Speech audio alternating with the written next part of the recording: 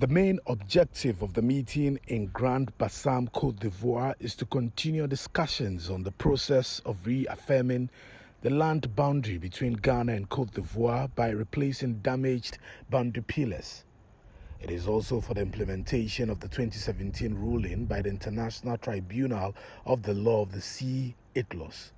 ITLOS in Hamburg, Germany in 2017 ruled in favor of Ghana in the maritime dispute with Côte d'Ivoire. The chamber, in a unanimous decision, ruled that there has not been any violation on the part of Ghana on Côte d'Ivoire's maritime boundary.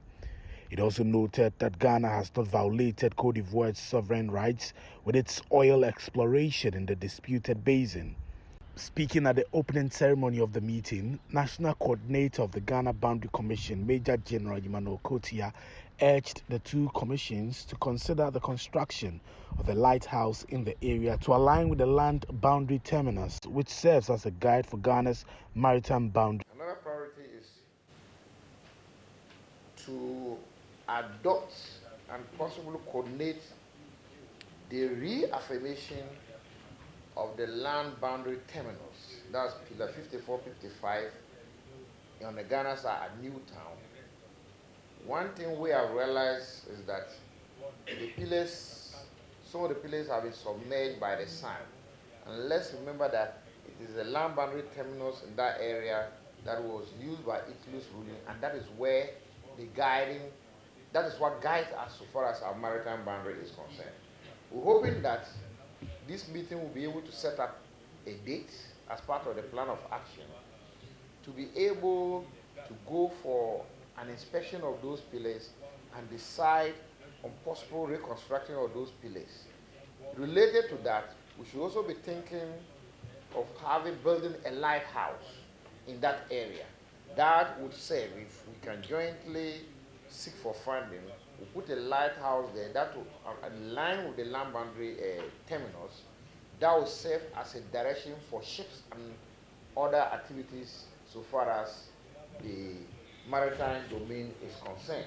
Major General Emmanuel Kotia also warns the two boundary commissions to expedite work on the replacement of damaged pillars along the international boundary line between Ghana and Côte d'Ivoire in the Dollar Power area.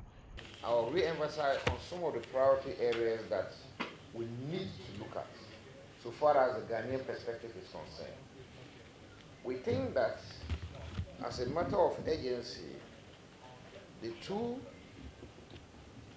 commissions should think of reaffirming the boundary area in Dollar Power as soon as possible in view of the situations both sides have identified.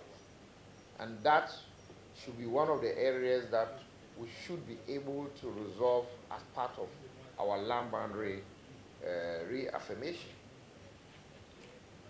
We are also saying that because of the good relationship that we have with Côte d'Ivoire and because of the ruling of the ITLOS, we think that somewhere in November this year, the two commissions should facilitate a joint inspection of the international maritime boundary line between Ghana and Côte d'Ivoire, with the deep involvement of the navies of both Côte d'Ivoire and Ghana. Ghana has been able to successfully do an inspection on our side, and I can tell you confidently that there were no violations or breaches found so far as that inspection was concerned. There is, however, the need for us to collaborate so that we can do this jointly going forward as part of the African Union cross-border cooperation. That would enhance the cooperation, that it will enhance the unity, and that will enhance the tenets so far as the boundary commissions of the two countries are concerned. Executive Secretary of the Boundary Commission of Côte d'Ivoire, Diakalidia Konate, says he's excited about the progress of work by the two countries. He's hopeful the meeting in Grand Bassam will produce positive results that will further deepen the cooperation between the two boundary commissions.